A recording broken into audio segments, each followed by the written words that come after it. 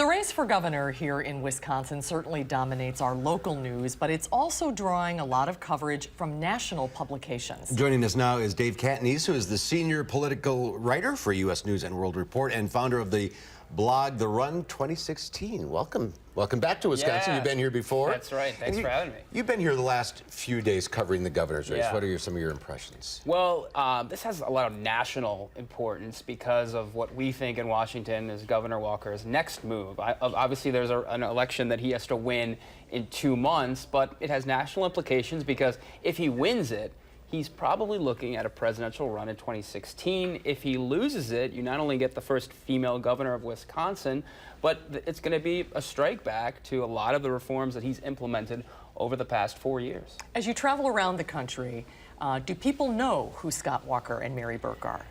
I don't think they do. I think the real ideologues, the partisans, the Republicans, if you go into some of the early primary states, Iowa, South Carolina, the real dedicated conservatives know who Scott Walker is, but if you look at national polling, he's usually at the bottom because people aren't that engaged and know the details about him. Maybe they know his name, they don't know much. But if you look in the poll here, Mary Burke, she's a first-time statewide office holder, and some of her problem is getting known.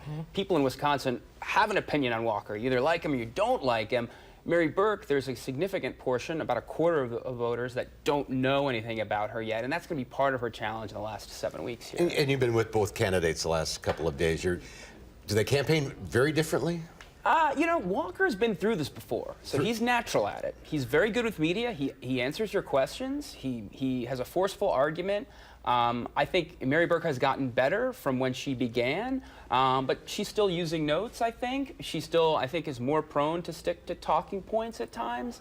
So that's a little bit of a difference, but I gotta say, I attended one event where people were coming up to her and excited about her, and they know who she was. So that's interesting to me, that people that are interested in the race are enthusiastic about her, and I think that's reflected in the type polls we're seeing. Yeah. You were in Wisconsin Dells, and you were also in Eau Claire. What other places in the state did you visit? I was in Wausau with Governor Walker, and I was at an event in Stevens Point earlier today. So, and he's traveling the state with a pretty aggressive schedule this week, talking about what he's going to do in the next 4 years, because it seems like his campaign doesn't think they can campaign only on what he's done. That sort of was litigated in the recall. It seems like what he's talking about now is, hey, this is what I'm going to do the next 4 years. Some Democrats say it's a lot of the same. It's cuts on property taxes, tuition freezes. You know, Democrats would say it's helping the wealthy. But he is trying to lay a path forward to give some of those, you know, there's not many undecided voters, but he wants to give some of them, hey, this is what you're going to get if you sign up for 4 more years. And that makes this campaign a lot different than the recall, which you covered back in 2012. Right. I've spent a lot of time in the state in 2012, and you don't hear as much about Act 10 as you did. Obviously, that was a recall. That was the center of it, whether that was right.